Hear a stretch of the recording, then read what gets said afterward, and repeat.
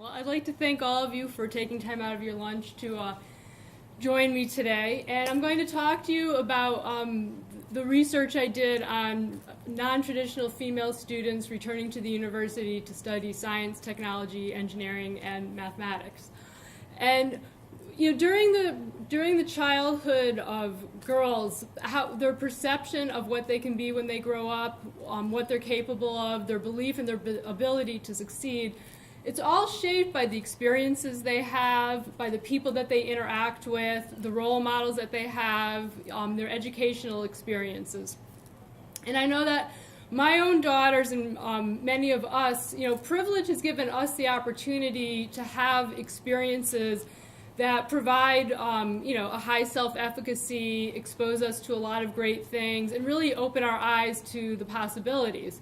And before I came to Cornell, I taught for SUNY Empire State College internationally, and my youngest daughter, before she left elementary school, had traveled to Panama 7 times. And during those trips to Panama, she actually attended the college classes of my colleagues, because my courses, of course, were much too boring, so she went to theirs.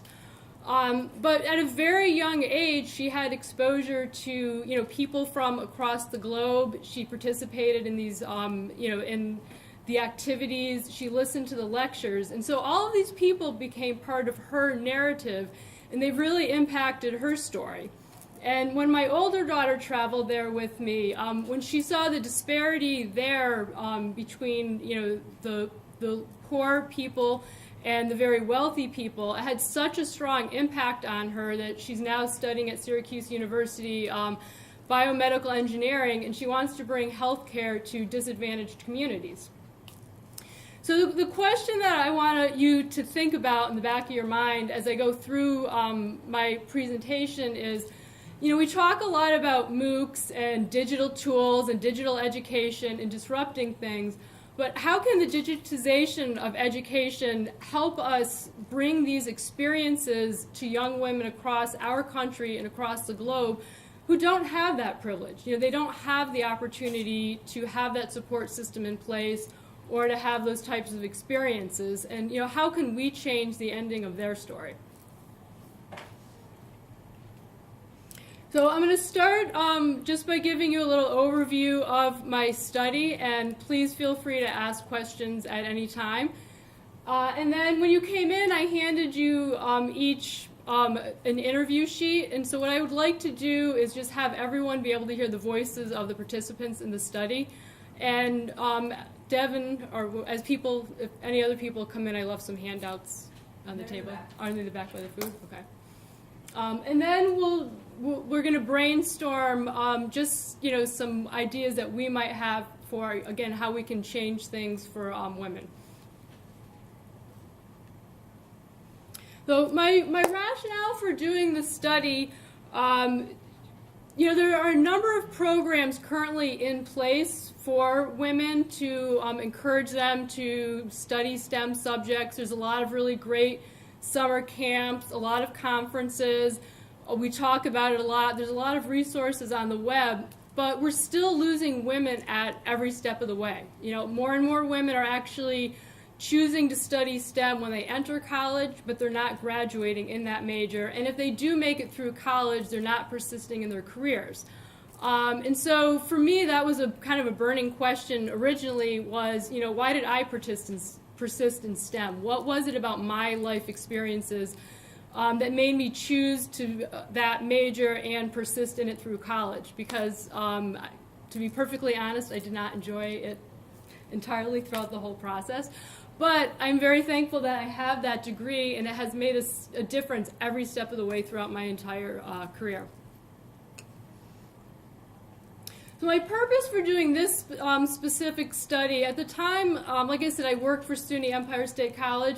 So the population of women that I worked with were the non-traditional female learners. And as I started to review the literature, I very quickly realized that there was a gap with respect to research around non-traditional female learners returning to the university to study STEM classes. And so I really wanted to just have a deeper understanding of, what was going on in these women's lives, that they didn't complete their education the first time and were returning and coming back to school.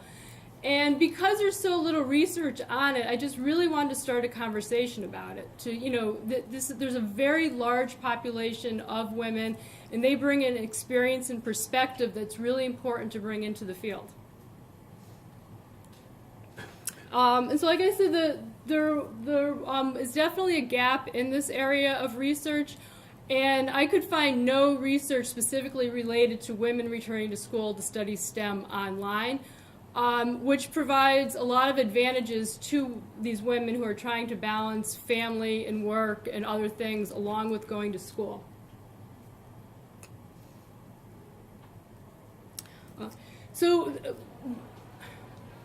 Hi, Jaren. When we look at the numbers, one of the reasons that this is really important to study is that when women self-select themselves out of STEM majors, they're basically self-selecting themselves out of careers that are the most lucrative. And almost 30% of the 30% greater women than men are actually living in the poverty line. And so this has a huge impact on our society and on children in our society, that women don't have the educational background to get jobs that are available to them in order to support their families. But it also has an impact on our society from the perspective that we need these multiple perspectives. We need people to look at things from multiple viewpoints to be sure that we're not just, creating the right solutions, but that we're also solving the right problems. And an example that I heard recently in a movie I attended that was actually related to women persisting in STEM was around the airbags that are in vehicles. And as probably most of us will recall, people that were around 5'3" with a small frame, which is the size of me and many women, were being killed by airbags. And it was because, it was a male design team that was designing these airbags, and they were being tested on an average-sized male body. And so, that perspective wasn't there of what about women. And my own personal example was always the beautiful outfits that people gave me when my kids were little that had 27 different snaps and you couldn't quite get your kids in and out. And I always thought, there's no way a woman ever designed these. So my research questions were, what are the lived experiences of a non-traditional female student returning to the university with regard to pursuing STEM-related majors and careers? And my sub-questions were, what are the sources of self-efficacy in this pursuit? And what are the supports and perceived and real barriers in this pursuit?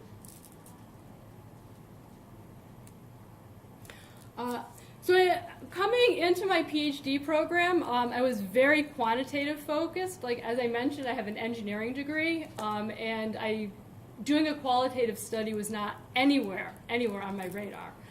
But I was exposed to quantitative studies and different qualitative methodologies throughout my program, and I just really, as I started to think about what it was that I wanted to study and the results that I was looking for, I realized that I really wanted to do a qualitative study. It was really important to me to hear their voices and get at their stories. And so I chose a portraiture methodology, which is not a common methodology, and a lot of people probably have not heard of it. But it's really a mixture of, the scientific rigor of, a well-done qualitative study along with art. And the idea behind it is just to develop a really deep relationship with the participants that's built on trust, and to really get at their story and really, really listen for what is the story that they're trying to tell. And it involves a co-construction of their story. And so during this process, I reflected a lot about my own experiences. And so each of their portraits really is, interwoven my story along with their story. And as I developed their portraits, they did review the stories along the way and provide feedback that was incorporated into it. And it really, which, we'll read some of the responses, but you don't really get the full aspect of the portraits, of course, without actually reading one. But the idea is that you will essentially be transported into their world, and as you're reading their portrait, that you should feel like you're walking in their shoes.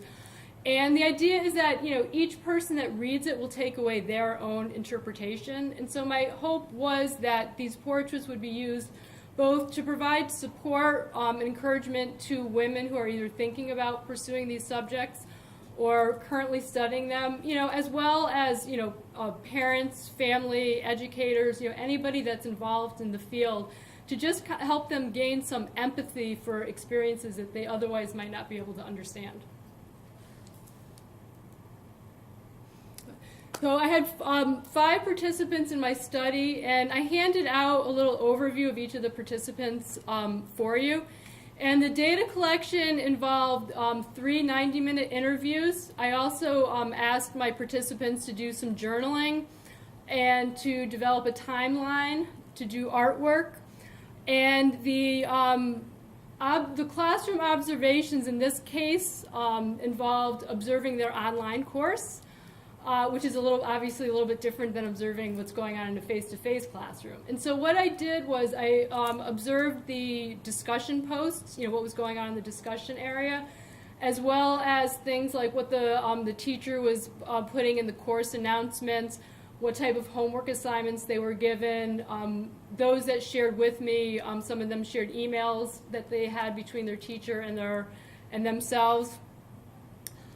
Just to give me an idea, this data was primarily used for triangulation purposes to see if they said that they were very confident in their interviews, was I seeing that and what was going on in the courses? If they talked about areas that they were giving or getting support, was I seeing it in the course?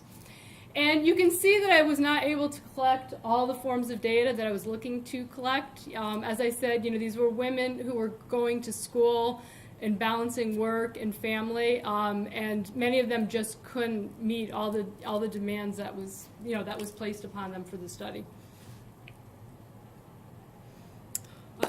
All of my none of my participants except one had children, and that woman, Louisa, her children were all either of high school age or older. And so one of the limitations I felt of my study was that none of the women had small children, so I didn't get that aspect of it. Jeannie was the only participant who grew up in a home where both of her parents were married. Neither of the parents had any personal problems that impacted her. They were very supportive of her throughout her life. Both Angie and Alice had abusive parents who were alcoholics.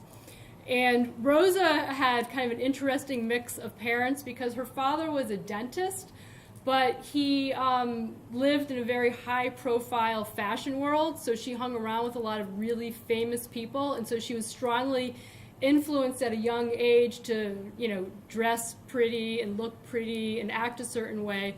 But her mother was an educator, and so she had that influence on the other side. And so she talked about how she had a really hard time developing her identity because she was pulled in both directions. And ultimately, when she applied to colleges, she applied to MIT to study engineering, and she also applied to a university in California to study fine arts. And she was waitlisted at MIT, and she got into the university in California. And so that was how she ended up studying the fine arts and not engineering. So now, before I go any further into the study, I was hoping that we could share some of the voices of the participants. And so what I will do is read the interview question, and then if you have one of the responses, if you could read the response. And I don't think all of these got handed out, so so the first question is, tell me about the dynamics of your family. What role did each family member play?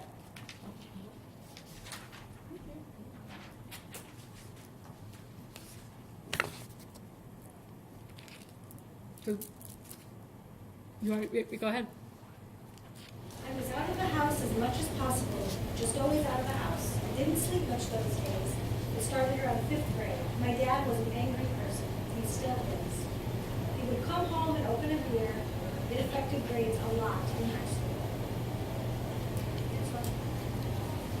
home with my report card. Had 3 100s, 2 99s, a 98, and a 97. She beat me and said, what happened to the other points? If she's going to do that, I'm going to give her a reason to. I just stopped. The next question is, thinking back as early as elementary school, what kind of images come to mind when you think of yourself as a student? Even with not trying, I still managed to get phenomenal grades in math. I missed 50% of last year of high school. I was able to keep up fine in math and science. I still got 80s and 90s. I got a 31 on ACT and SAT 2100. I won the puzzle. Let me work it out. I loved math. I loved math. Science was good. I did the worst in art, geography, and history. Oh, I hated art. My science courses had no problem. Went to class, got good grades. I tutored people in physics, a math tutor and aide, so my math skills were good. I really enjoyed math in high school. It seemed very chronological, it seemed logical. It seemed like everything had a formula, and it fell into place. I loved proofs. I loved proofs. I was just a stepping stone of knowledge. Think back to your experiences in school. What kind of guidance or support did you receive? Anyone have that one? Do you want to read it? Sarah? Since you're still here. Our guidance counselor sucked. He was good for nothing. I don't know what he suggested I be. I thought, are you listening to yourself? Because that is not what I want to be. I had those books that you could look up all different kinds of colleges and the majors. I talked to my dad more about it. I wanted a college that was going to be a good social fit for me. Our college guidance counselor was horrible. She really never said much. Did I read all three of them? Mm-hmm. And then the second one. There was nobody to go to. The teacher wasn't helping me. My mother was angry with me. The director of the middle school couldn't give a rat's ass if I was there or not. And so it was like, where do I go? I just remember studying and crying and studying. That's what I did for 3 years. Think back to your decision to return to school. What experiences contributed to this decision, and how did these experiences make you feel? I met a coworker who was a PA. I had never heard of a PA. I loved how he worked his rapport with patients, and I could see myself in that position. I decided to try again. The next one is, I had always wanted to be a teacher. I was living in a third world country and worried about whether my job would be outsourced. I made some revelations. 1, I wanted a job that could not be outsourced. 2, I had an awareness of a need for secondary math and science teachers. And 3, I had the necessary skill set. I knew that I needed the degree, and so while in India, I started to research to determine the feasibility of making this dream a reality. And the third one is, I guess I want to make it clear that math is fun for me. It's like solving a puzzle or playing detective. I feel good about math. I swear I had little or no concerns. I was just jazzed to have the opportunity. I feel capable, and I feel like I will definitely get the science degree. It's a fun ride. When you think about working in your chosen career, how do you feel physically and emotionally? I really look forward to it. I have these pictures. I will go to the lab and prepare lessons and perhaps plan field trips. I will be the eccentric teacher everybody will love. Awesome trips to physics-related places across the globe, something cool. I always helped my mother and sister. I was always helping somebody. It didn't have to be somebody I knew. Helping the lady bring in packages, the desire to just truly help started there. I think I will be doing it like now for the money, but unlike what I do now, it is important work.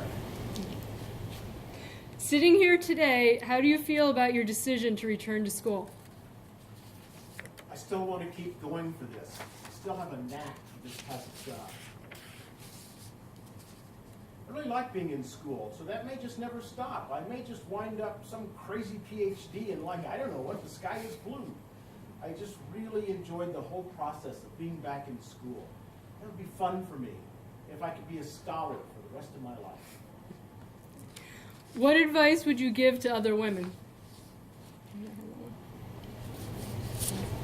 Oh, I'll read it. Okay, thanks, Devil. Work hard and you can do literally anything. Number 2, don't accept the no. There's always a maybe. Problem solved for the yes. Number 3, I just hope that honestly people need to stop thinking of things based on gender. It has no impact on being able to do things. Even the military prevents people from doing certain things. I hope that eventually whoever gets into powerful roles, they do whatever they can to prevent things, any kind of bias. If the government says it is fair, I hope that other women don't think it is legit. Of course you can do what you want. And sitting here today, when you think about your image of who a woman should be, what images come to mind?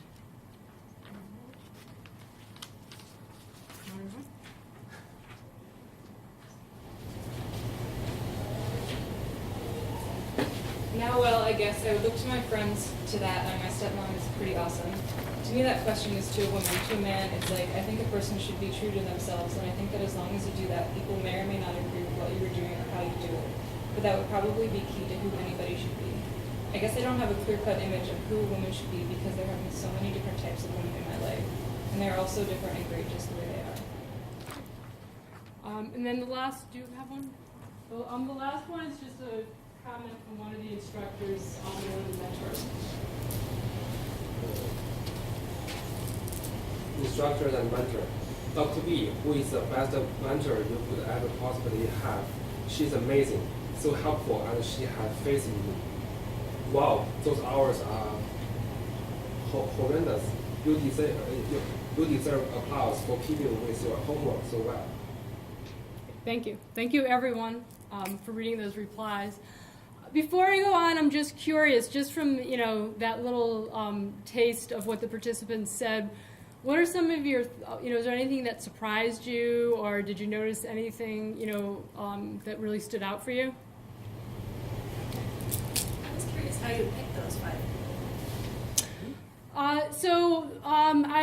I recruited the women that were taking courses at the university that I studied at the time, and so I put the recruitment announcement into 7 different courses, and then they had to fill a survey out. And the constraints were that they had to be at least a junior status because I wanted women that had persisted that long. They had to be a science, technology, engineering, or math major. And as it turned out, I got 6 women who were interested in participating in the study, and one of them was a business major, and so that was the 5 women that I had in my study. Any other? Yeah, I was stunned about the guidance counselor. I remember, that was true when I was in high school. They didn't know anything, but I was in some crummy town in North Texas. But think about all the kids that are kind of wasted because no one ever gives them that guidance or spark. Yeah, and I would say, that was one of the most significant findings, I thought, was, yeah.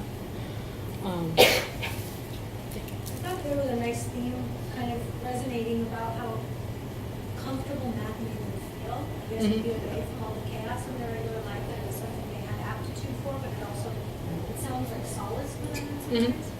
I don't know if you had to prod them to get to that level of self-awareness or if it's just there. So I think it's really stunning.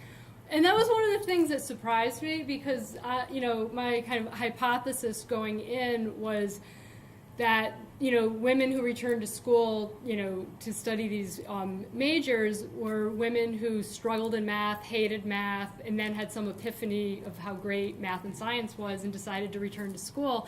And that was actually not the case at all. They all, did really, really well in math and science, and they loved math and science. And as usual, I'm getting ahead of my slides.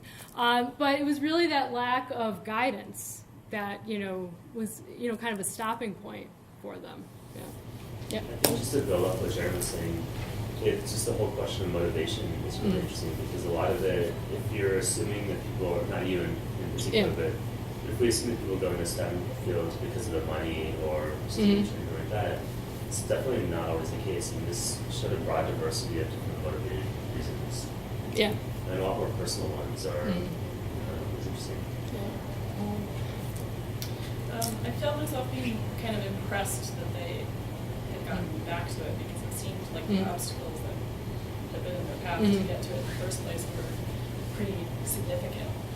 So I sort of have this like growing admiration. I couldn't distinguish really between them as individuals because the voices kind of lumped together, but when people did have a person that inspired them or that supported them, that also seemed important. Yeah. And ultimately, when they returned to school, it was, all the pieces came together, and one of those was that there was some interaction they had where they realized there's this thing I really want to do that I'm passionate about. It aligns with the things that I value, and I need, a math or science degree to do this. And so it all kind of came together for them. So thank you. But I wanted to share just one of the pieces of artwork. Another thing that stuck out for me, I was one of those people, like, each of the women in my study said two things that were similar to things that I have always said. One is that, I love math because I can figure it out. There's a problem to solve and I can work at it and I can figure it out. But I struggled in history because I could not memorize the dates and the names and all of that. And it was interesting because I heard similar things from the women in my study. They all said that they hated history and loved math. But they also all hated artwork. And I originally had this vision that they were going to draw, a picture for me.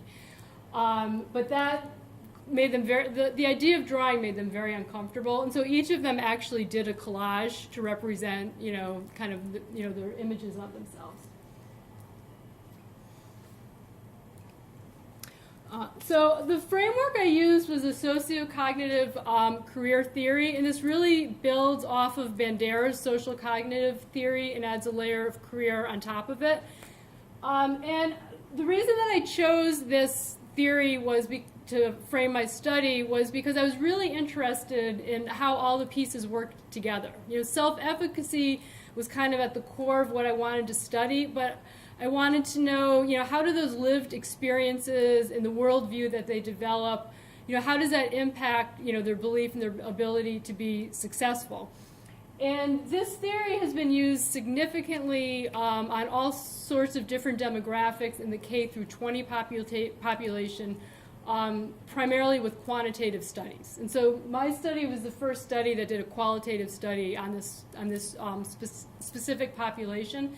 And I was really just using this to guide the data analysis. I wasn't trying to prove the reliability of this theory for this population.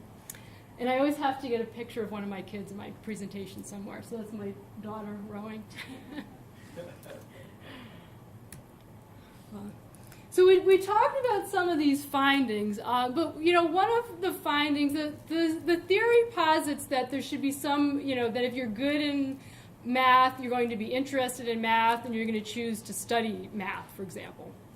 But what I found was it was not necessarily, the choices that they made were not necessarily related to a specific interest or outcome expectation. And an outcome expectation might be, if I do this thing, what will happen? And as we heard from these women, they really didn't know. They got no guidance along the way. They really had nobody to tell them, if you study engineering or biology or whatever the case may be, these are all the different things that you can do. Not unlike myself, they were good in these subjects. They got placed in the advanced level classes. When it became time to go to school, it was like, oh, I guess I'll be an engineer because that's what people that are good in math and science do. And so, they didn't, when they hit, some of these barriers for them may have been insurmountable even if, they kind of knew what was at the end of the road. But because they didn't, when they struck up against these barriers, they dropped out of college, and it was a long time for some of them before they returned, kind of before all the pieces came back together for them again. And so, one of the things that I took away with is the importance of helping women create outcome expectations that align with their values. And if their values align with their outcome expectation, they're much more likely to persist. And so again, kind of thinking about the digital tools and things we have available, and how can we help women sort through these things, expose them to role models and experiences where they can kind of put these pieces together. And the other thing, what you heard is that those early mastery experiences last forever. I mean, when I asked them, what is it that makes you believe that you can return to school and be successful, every single one of them went back to an experience they had in elementary school or middle school. And if each of us here reflected, I'm sure that there's some childhood experience that still is at our core today and is what drives us today. And so for me, that really stressed the importance of that, and that we can't lose sight of that, and that really needs to be a focus so that we don't lose more women.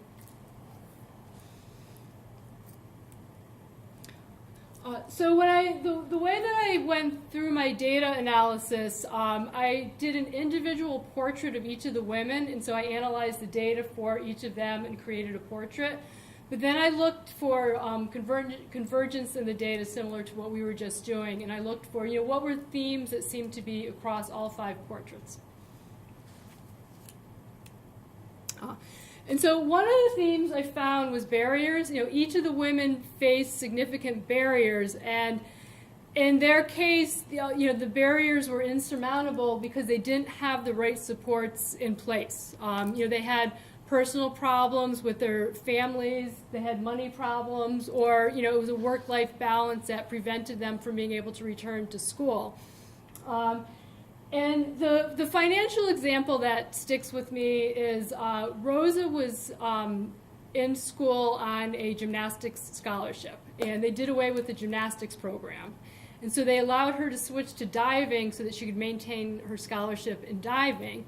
And they then took away that scholarship during her senior year.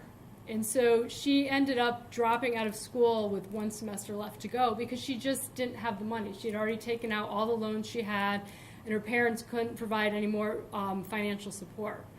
And so, she, there was no way that at that point she could overcome that obstacle. But it wasn't until she had, an encounter with somebody she knew, and that she really realized that she wanted to go back to school, and she actually started all over again because she's the participant who started out in the fine arts, and so she had, up to 3.5 years of school, and she actually started all over again to get a life science degree.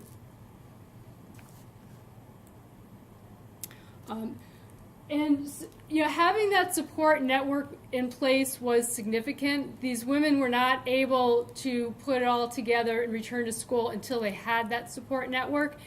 And for most of them, many of the barriers they faced along the way, had they had a better support network, they would not have dropped out of school. They would have continued on. And the mentor model that this university uses was really a significant support system for these women. As I said, they were all online students, so they didn't have any interactions on a campus. And each of them stressed the importance of that mentor, and it's a very different relationship than an advisor. A mentor really takes the time to get to know the student, understand what they value, understand what's important to them, work through problems for them. They're their go-to person when they have a personal problem, when they have a problem with their schoolwork. And so, in my recommendations of things to think about is how might we incorporate that mentor model in different areas, either in traditional universities, or again in some type of digital format where we can provide that level of support for women. And the final theme was harmony, and that was kind of where everything came into place, where all the pieces came together for them. They had the support network, they had had some type of interaction where they realized what they wanted the outcome of their education to be. And it was something that was meaningful for them, and they had that support system in place so that they were able to balance work and school.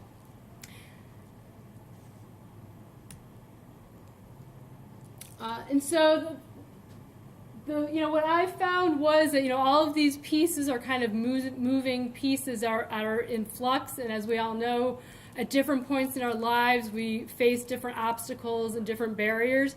But many of us are very lucky to have a support system in place where when we face those barriers, we have somebody to go to kind of help us over it. And so, again, my question to all of you is, how do we provide these supports and these role models and these experiences to, women or young girls who can't go to that really great camp because they geographically live just too far away, or they don't have the money, or they don't have the internet access, to go online to look at the great resources that are available.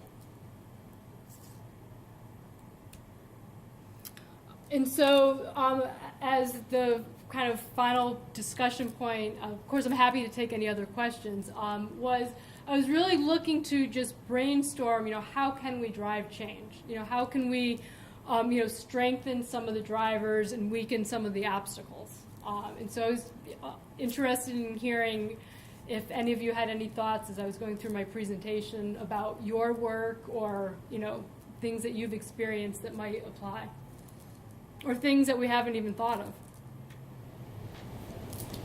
The thing that comes to mind, I had went to a conference last week at the NIH for the BEST. It was a BEST delegates, broadening experience and scientific training. Sorry. And the keynote speaker was a social scientist talking about driving change in STEM education. So a lot of this kind of rings a bell, and it was very general, not necessarily female related, but just how that's what came across. But that said, all of the best delegates. So there's 15 universities, and I was the one representing Cornell, and everyone else was a woman who was a delegate. So it was kind of funny that to come and find that. So were there any interesting takeaways from there, or? Well, it's fairly complex. I could probably email you and give you a summary. Sure.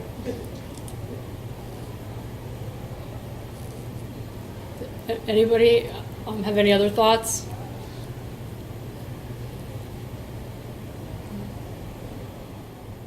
I mean, one of the things that I see organizationally, we see a lot of women not persisting once they get into these careers.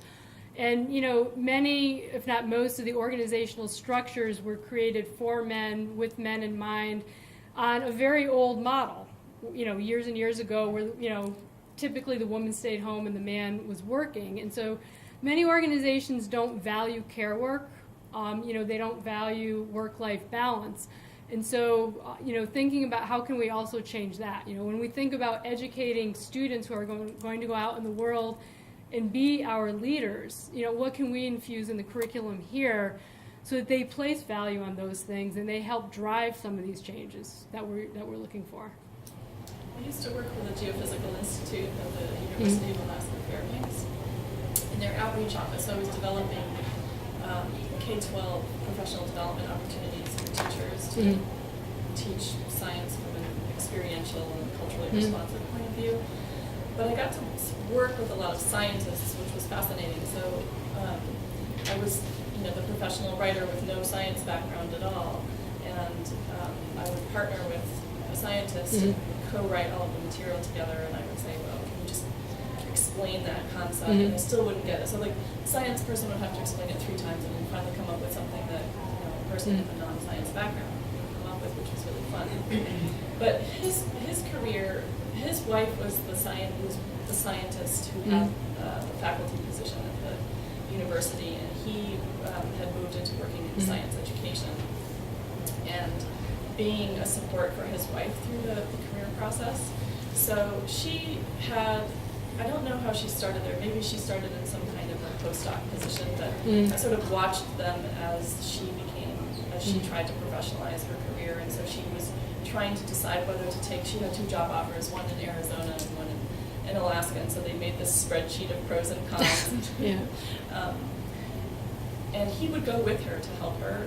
Mhm. He became like her field hand, her unofficial field hand, would help her take her Mhm. data and do all of these things. And it just seemed to me that the career was nearly impossible for one person to carry alone, that you Mhm. really had to have like a dyadic team to prop each other up. Mm. So it seemed to me that, you know, the reason that she could do it was because she had a partner who was a feminist and understood the obstacles that she kept facing that were sort of related to that, because there were actually many, and things like family leave or having children, all of these things were sort of complicated decisions, because she would have to take time off, and then who would get the data on project sites when she was out, and, you know, sort of things like that that were from the micro to the macro level. Yeah. And I heard that in my participants that were, you know, had a partner, that they were a significant amount of their support. And if they didn't, it was a mother, a friend, you know, there was somebody that was providing that support, I'm curious, you know, when Hillary Clinton wanted to go to law school, people didn't go to law school who were female. And I've heard that story dozens of times. You're kind of let know early on what are appropriate professions. How are these things changing? If you looked over time, Patrice, is there a dramatic decrease in that kind of selection against women in either high schools or college or at the PhD level? How does it look? Well, I think overall women are exposed to a lot more opportunities. You know, it's no longer you're going to be a nurse or a teacher. You know, they recognize that there's a lot of opportunities along the way. But we're finding that, you know, when they get to high school, the stereotypes are still there, and there's still a strong feeling of I don't want to look smart, or, you know, I don't want to tell somebody I'm interested in engineering because they'll look at me, you know, they'll look at me funny. So there still is that, you know, that stereotype, and there still is a lot of harassment that's going on. And the women that in my study didn't feel like they experienced any harassment in their K through 12 years, but it was in their professional life that they did, where they really felt like, you know, they were being held back because they were women, or, you know, had negative experiences related to that. But I participated in a Tech Savvy event, which is geared at middle school girls to engage them. And these girls were amazing. I mean, they wanted to be all sorts of different things, but they all said how boys would say to them, you know, you're a girl, you shouldn't be coding. You know, you're a girl, you shouldn't be playing video games. You know, you're a girl, you shouldn't be doing math. And these were, you know, this was a year ago. So, I mean, there's still that strong, you know, that women are fighting against, you know, trying to build this identity and fight against this. And I think it's, you know, that the support network around it, what you're hearing at home, those experiences that you're having, those are the things I think help women overcome what's going on in the environment around them. Can I ask what school that was that you experienced that? That's not. Well, I don't see that. the students come from all over the Ithaca area, so I'm not sure what school she was from. That's interesting. In terms of thinking about, sometimes I feel like depressed after hearing a talk that reinforces what all the obstacles are. So one way in which I kind of bring it home is I'm raising two boys. Mm-hmm. So one question for myself is how to disrupt, you know, the power structure that's formed, even just at the home level. I don't have a girl child who, you know, it's almost like I can more easily imagine raising a girl child as a feminist who's empowered in the world and supporting that child, but it's a little bit harder for me to look at my boy children and think about how to, you know, how to coach them to be feminists, but how to help them understand from like a child's point of view what that means without it being like a lecture, you know. Has anybody had those experiences? I have the inverse experience. I have two girls. So how to not raise them to sort of take on this sort of adopted perspective that I'm giving them of what sort of struggles they may face in life. And instead letting them have the space to kind of experience those struggles so they're real and not manufactured from another perspective. And it's really, it was really tricky. My daughter did come home, and this is so embarrassing. She came home and she said, well, girls don't play sports. I thought, where in the world did you hear this? And that's just something she decided, girls don't play sports. And so and then it becomes a decision, well, then do you immediately enroll her in sports? Yeah. Like she knows that. To counteract. To counteract. So I don't know, it is the inverse experience. At what point are we ensuring that they have an awareness and a perspective of these are real issues in the world, but make it great and face them. And I think Can I it, just yeah. respond to that? Listening to you say that makes me realize that one of my own challenges is that I often don't know, like, is it okay to tell my children this? Like, I almost wait until they encounter a problem in the broader culture and then address it. But then I'm like, well, no, I should impart my experience and knowledge so that they get it before they encounter a problem. Well, I would add a couple of examples of what not to do from my own childhood. I have a feminist mom who's a sociology professor, and I was the last of 5 kids. It was a mix of, well, she had 1 daughter and 4 boys. And she forbade any of the boys from having, like, playing with sort of gender normative, like, boy toys and masculine toys, and the opposite for my older sister. So it was really odd for a while having a situation where my sister could play with things that we couldn't play with because they were, it was really weird. All my friends would be like, oh, they have these, like, gender normative masculine toys, and my mom would be like, not allow us to play with them. And it seemed contrived, and I don't think it actually was productive in any way. And I think what I would say from that is that the best thing I think you can do is just be very honest with yourself and with your children about what your experiences have been like. If you feel like you were denied something, don't try and react to it, but just have honest conversations when they come up in real world circumstances. Or engage with cultural media. There's a movie out right now, The Human Conway, which is about a Ugandan girl who grows up in a slum in Kampala, and she discovers chess, but she's told she can't play, not by her coach, but by all the other boys. But she ends up being one of the best players, a master chess player. And so watch a movie like that, and then there's a golden opportunity for your kids to start sharing, like, just have those candid conversations about reflecting on the movie and be like, oh yeah, I remember something like that when I was a kid too. And that might be a good decision.